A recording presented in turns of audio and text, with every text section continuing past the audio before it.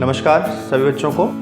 पिछले वीडियो में हमने इस अध्याय की शुरुआत की थी और उस समय हमने उस वीडियो में दो देशों बेल्जियम और श्रीलंका के उदाहरणों को पढ़कर वहां घटित घटनाक्रमों का केस स्टडी अध्ययन करके इस बात को जाना कि सत्ता की साझेदारी क्यों आवश्यक है, पावर शेयरिंग करना क्यों जरूरी है। और इस प्रश्न के उत्तर को खोजबीन करते करते जब हमने बेल्जियम और श्रीलंका के उदाहरणों की तुलना की तो हमारे सामने आया कि किस प्रकार बेल्जियम की जो सरकार थी, बेल्जियम के जो लोग थे, बेल्जियम के जो नेता थे, उन्होंने बेल्जियम में गृह युद्ध नहीं होने दिया। विभिन्न सामाजिक समूहों के बीच में टकराव को रोकने के लिए उन्होंने सत्ता की ताकत को अलग अलग सामुदायिक समूहों में और बांटा। लेकिन इसके उलट दूसरा जो केस हमने पढ़ा श्रीलंका का, उस श्रीलंका में ऐसा नहीं हुआ। श्रीलंका की सरकारों ने अपनी ताकत को सामाजिक समूहों में बांटने में वो असफल रही और उसका परिणाम, क्योंकि सत्ता की साझेदारी, सत्ता का बंटवारा श्रीलंका में अच्छे से नहीं किया जा सका, इसका परिणाम श्रीलंका में गृह युद्ध की स्थिति रही, जो कि बहुत ही खतरनाक परिणाम निकले, जिसमें हजारों लोगों की जानें गई और कई लोग जो है वो शरणार्थी के रूप में दूसरे देशों में रहने को मजबूर हो गए। आज हम इस चीज को आगे बढ़ाते हुए ये जानेंगे कि सत्ता की साझेदारी क्यों आवश्यक है। पिछले अध्ययन के आधार पर दो प्रकार के तर्क हमारे सामने आते हैं। सत्ता की साझेदारी क्यों जरूरी है, इस प्रश्न के उत्तर में दो प्रकार के तर्क दिए जा सकते हैं। एक है युक्तिपरक तर्क और दूसरा है नैतिक तर्क। युक्तिपरक तर्क और नैतिक तर्क क्या होता है, उन दोनों में अंतर क्या है, तो ये हम पहले नीचे उसके बीच में अंतर को हम यहां समझ लेते हैं। युक्तिपरक तर्क हमेशा दिमाग से दिए जाते हैं। लाभ और हानि का आकलन करके, पक्का आकलन करके जो तर्क दिए जाते हैं वो तर्क युक्तिपरक तर्क, लॉजिकल तर्क कहलाते हैं। और इस प्रकार के तर्कों में हमेशा लाभकर परिणामों पर ही जोर देता है। ये तर्क ऐसा ही तर्क दिया जाता है जिसमें लाभ हो, वही तर्क दिया जाता है। जबकि नैतिक जो तर्क है वह हृदय से दिया जाने वाला भावनात्मक विषय है, भावनात्मक तर्क है। यह सत्ता के बंटवारे के अंतर्भूत महत्व को बताता है। लाभ हानि की बातें तो अलग हैं, लेकिन वास्तव में समाज का हित किसमें है, यह भावनात्मक बात से जुड़ा हुआ जो तर्क है वो नैतिक तर्क कहलाता है। कुल मिलाकर आपको संक्षेप में अगर समझना है तो युक्तिपरक तर्क मस्तिष्क का विषय है। दिमाग लगाकर जिस चीज में लाभ होता है वो जो तर्क हैं, लाभ हानि का पूरा कैलकुलेशन करके लाभ ही होना चाहिए, उस लाभ को देख कर जो तर्क दिए जाते हैं वो युक्तिपरक तर्क कहलाते हैं। और नैतिक तर्क मन का विषय है, भावनात्मक विषय है। लाभ हानि को साइड में रखकर समाज का जो हित है उस हित को देखकर जो तर्क दिए जाते हैं, मन से, हृदय से जो तर्क दिए जाते हैं वो नैतिक तर्क कहलाते हैं। तो सत्ता की साझेदारी क्यों जरूरी है, यह प्रश्न का जो है इसका उत्तर दो तर्कों के माध्यम से दिया जाता है। युक्तिपरक तर्क कहता है कि विभिन्न सामाजिक समूहों में टकराव की संभावना को यह कम कर देता है। जो सत्ता की साझेदारी जहां हो जाती है वहां विभिन्न सामाजिक समूहों में टकराव की संभावना लगातार कम हो जाती है। ये एक कैलकुलेटेड तर्क है, ये एक युक्तिपरक तर्क है। वहीं दूसरी ओर क्यों सत्ता की साझेदारी चाहिए, तो उसका नैतिक तर्क देने वाले लोग कहते हैं कि सत्ता की साझेदारी जो है वह लोकतंत्र की आत्मा है। It is the spirit of democracy. इसका मतलब यह है कि बिना सत्ता के बंटवारे के लोकतंत्र की कल्पना नहीं की जा सकती। वास्तव में लोकतंत्र का अर्थ ही ताकत को, सत्ता को अधिकतम लोगों के बीच में बांटना, ताकि शक्ति का दुरुपयोग ना हो सके, यही लोकतंत्र का अर्थ है। इसलिए नैतिक तर्क देने वाले लोग कहते हैं कि सत्ता की साझेदारी जो है वो लोकतंत्र की आत्मा है। It is spirit of democracy. Without it, बिना सत्ता की साझेदारी के लोकतंत्र की कल्पना नहीं की जा सकती।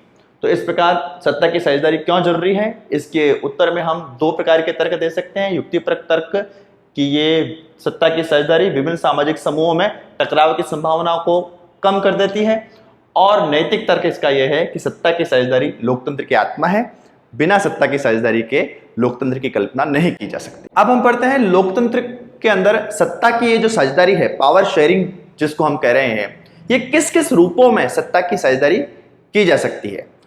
आधुनिक परिप्रेक्ष्य में संपूर्ण विश्व में अधिकांश जो देश हैं वो लोकतंत्र में विश्वास रखने वाले देश हैं।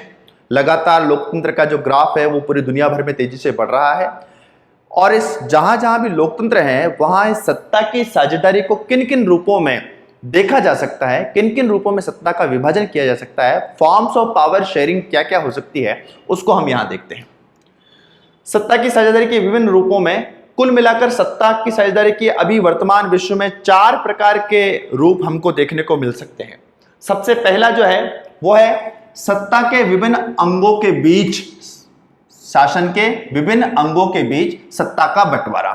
सबसे पहला सत्ता की साझेदारी का जो स्वरूप है, फॉर्म्स ऑफ पावर शेयरिंग है, वो है शासन के विभिन्न अंगों के बीच। जो सरकार बनती है उस सरकार के विभिन्न अंगों के बीच सरकार अपनी शक्ति को बांटती है। और इस प्रकार के सत्ता की साझेदारी के इस रूप को जो शासन के विभिन्न अंगों के बीच होता है उसे कहते हैं सत्ता का क्षैतिज वितरण। क्षैतिज क्या होता है? तो अंग्रेजी में इसके लिए शब्द है सत्ता का हॉरिजॉन्टल डिस्ट्रीब्यूशन। हॉरिजॉन्टल डिस्ट्रीब्यूशन यानी कि एक ही स्तर पर अपनी ताकत को बांटना। तो जो भी शासन है उस शासन के विभिन्न अंग कौन कौन से होते हैं? तो हम सब जानते हैं सरकार के 3 अंग होते हैं, व्यवस्थापिका, कार्यपालिका और न्यायपालिका। तो जब इस प्रकार ताकत का विभाजन सरकार अपने ही विभिन्न अंगों के बीच जब अपनी शक्ति का बंटवारा करते हैं तो उसको हम सत्ता का क्षैतिज वितरण कहते हैं। इस प्रकार के वितरण में देखिए आप, व्यवस्थापिका सरकार का पहला अंग है, दूसरा अंग कार्यपालिका और तीसरा अंग न्यायपालिका है। इन तीनों के अपने अपने कार्य हैं और ये सब कार्य अपने आप में इंडिपेंडेंट है।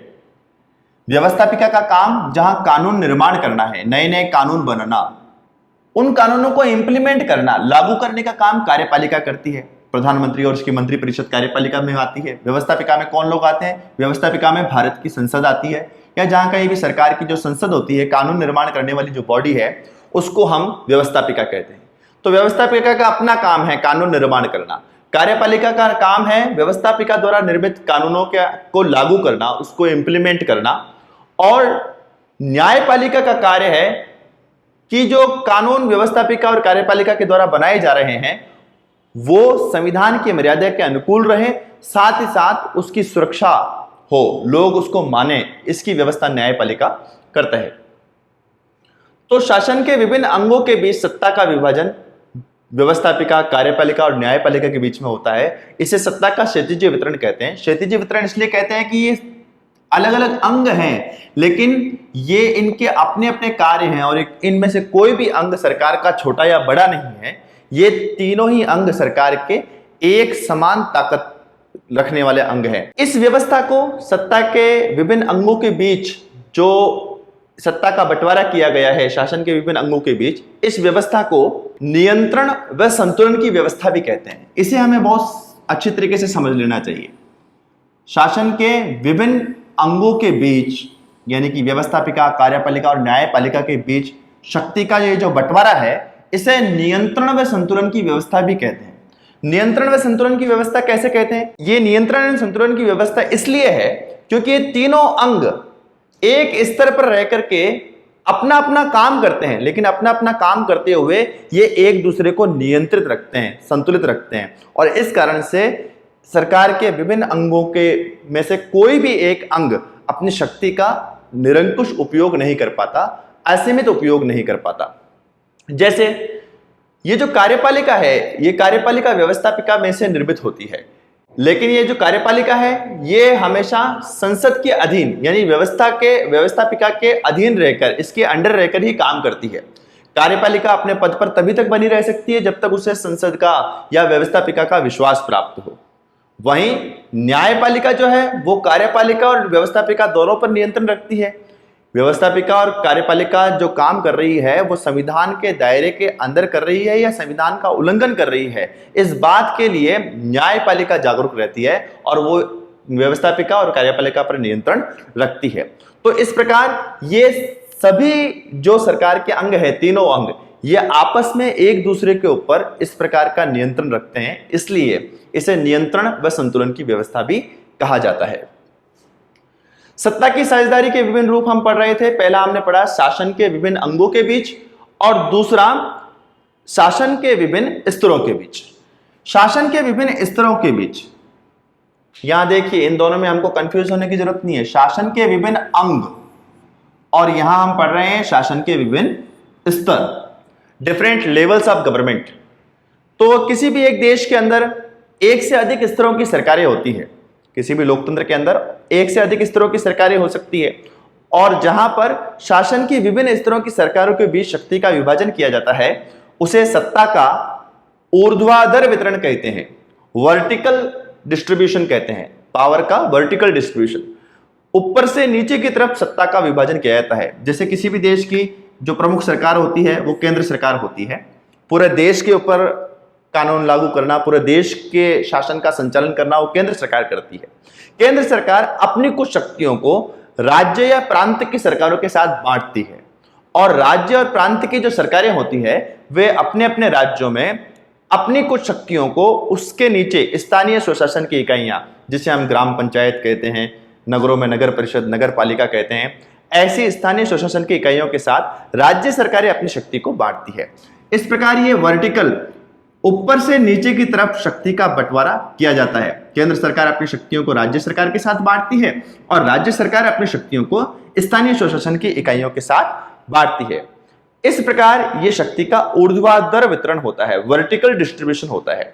इस प्रकार के डिस्ट्रीब्यूशन में जो अधीनस्थ यानी कि जो निम्न स्तर की इकाइयां हैं, सरकारें हैं, वो अपने से उच्च स्तर की सरकारों के अधीन कार्य करते हैं। राज्य सरकारें केंद्र सरकार के मार्गदर्शन में काम करती है और स्थानीय स्वशासन की इकाइयां राज्य सरकार के मार्गदर्शन में काम करती है। इस प्रकार ऊपर से नीचे की तरफ शक्ति का विभाजन जब किया जाता है शासन के विभिन्न स्तरों के बीच, उसे सत्ता का ऊर्ध्वाधर वितरण कहते हैं। इसमें निम्नतर स्तर की जो सरकारें होती हैं वो अपने उच्चतर स्तर के सरकारों के अधीन रहकर काम करती है। सत्ता की साझेदारी का जो तीसरा प्रकार है, तीसरा रूप है, वो है हमारे सामने विभिन्न सामाजिक समूहों के बीच। सत्ता की साझेदारी के इस रूप को तो हमने बहुत अच्छी तरीके से समझ लिया था जो हमने बेल्जियम के अंदर पढ़ा था, बेल्जियम की सामुदायिक सरकार को। बेल्जियम में बनाई गई सामुदायिक सरकार जो थी वो सामाजिक समूहों के बीच सत्ता की साझेदारी का सबसे अच्छा उदाहरण है। हम जानते हैं बेल्जियम के अंदर जो सामुदायिक सरकार बनी उसमें बेल्जियम में रहने वाले जो भाषाई समूह थे, फ्रेंच, डच और जर्मन, उन सब लोगों ने अपनी अपनी एक सामुदायिक सरकार का चुनाव किया और बेल्जियम के संविधान ने उन सबको सामुदायिक सरकार बनाने का अवसर दिया। इसका मतलब क्या हुआ? बेल्जियम के अंदर सत्ता का जो बंटवारा किया गया उसमें विभिन्न सामाजिक समूहों के बीच सत्ता का बंटवारा किया गया। इसी प्रकार भारत में भी हमको एक उदाहरण मिलता है। भारत में हम सब जानते हैं जब हर 5 साल बाद चुनाव होते हैं, चाहे वो राज्यों के चुनाव हो, चाहे वो देश के चुनाव हो, केंद्रीय चुनाव हो, उसमें कुछ सीटें जो हैं वो आरक्षित की गई हैं एससी लोगों के लिए, ओबीसी, ऐसे जो सामाजिक कैटेगरीज बनी है उनके लिए सीटों का आरक्षण किया गया। वो सीटों का आरक्षण करना भी क्या है? वो सत्ता का विभाजन ही है, सत्ता का बंटवारा ही है, पावर शेयरिंग है, विभिन्न सामाजिक समूहों के बीच पावर शेयरिंग।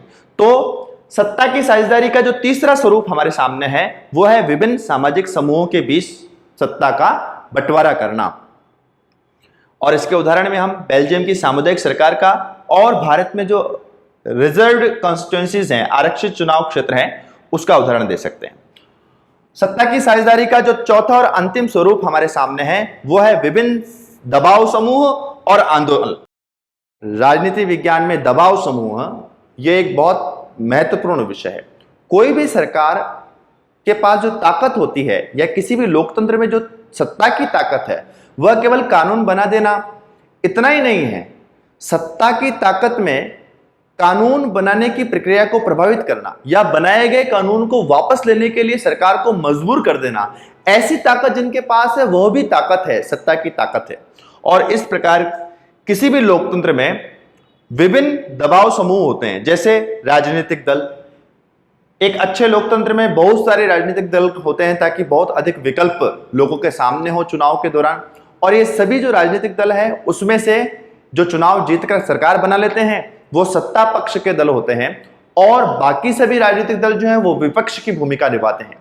तो जो विपक्ष की भूमिका निभाने वाले राजनीतिक दल हैं उनके पास भी अपनी एक ताकत होती है।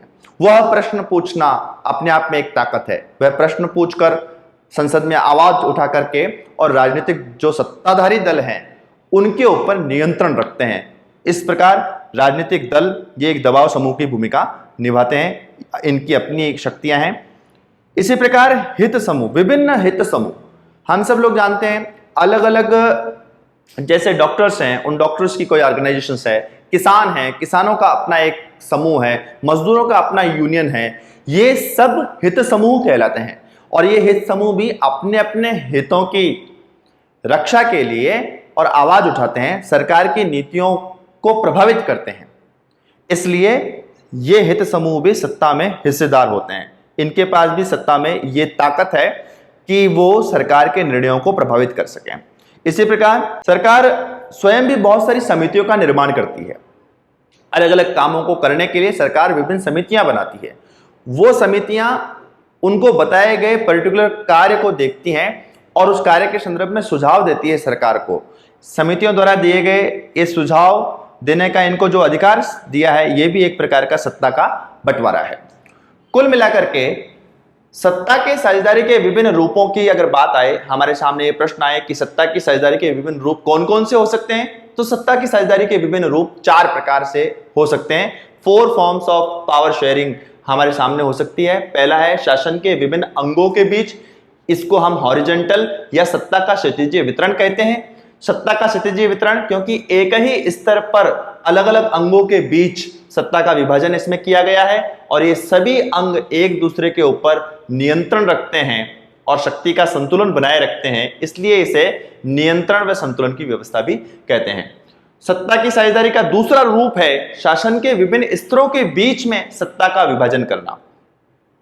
इस प्रकार के इस रूप को हम सत्ता का ऊर्ध्वाधर वितरण कहते हैं, वर्टिकल डिस्ट्रीब्यूशन कहते हैं। इसमें ऊपर से नीचे की तरफ सरकार, विभिन्न स्तरों की सरकारें अपनी शक्ति को अपने से नीचे वाली सरकार के साथ शेयर करती है। केंद्र सरकार अपनी शक्ति को राज्य सरकारों के साथ, राज्य सरकार अपनी शक्ति को स्थानीय स्वशासन की इकाइयों के साथ में शेयर करती है। सत्ता की साझेदारी का तीसरा रूप हमने पढ़ा विभिन्न सामाजिक समूहों के बीच, जिसके अंदर हमने बेल्जियम की सामुदायिक सरकार का उदाहरण लिया और भारत में जो रिजर्व कॉन्स्टिट्यूएंसीज हैं, आरक्षित चुनाव क्षेत्र हैं, उसका उदाहरण लिया। इसी प्रकार चौथा और अंतिम रूप जो सत्ता की साझेदारी का है वो है विभिन्न दबाव समूहों और आंदोलनों के रूप में। विभिन्न विपक्षी दल, हित समूह, सरकार के द्वारा बनाई गई समितियां, इनके बीच भी सत्ता का विभाजन किया जाता है। इनके पास सबसे बड़ी जो सत्ता की ताकत है वो ये है कि ये सरकार की नीतियों को अपने आंदोलनों, अपने द्वारा पूछे गए प्रश्नों के माध्यम से प्रभावित करते हैं। तो इस प्रकार ये पूरा चैप्टर जो है अध्याय 1 राजनीति विज्ञान कक्षा 10वीं एनसीईआरटी की पाठ्यपुस्तक का आज हमने संपन्न कर लिया है। इससे संबंधित कोई भी प्रश्न अगर आपका हो तो आप नीचे कमेंट बॉक्स में लिखेंगे तो उसका जवाब देने का प्रयत्न हम सब लोग करेंगे। धन्यवाद।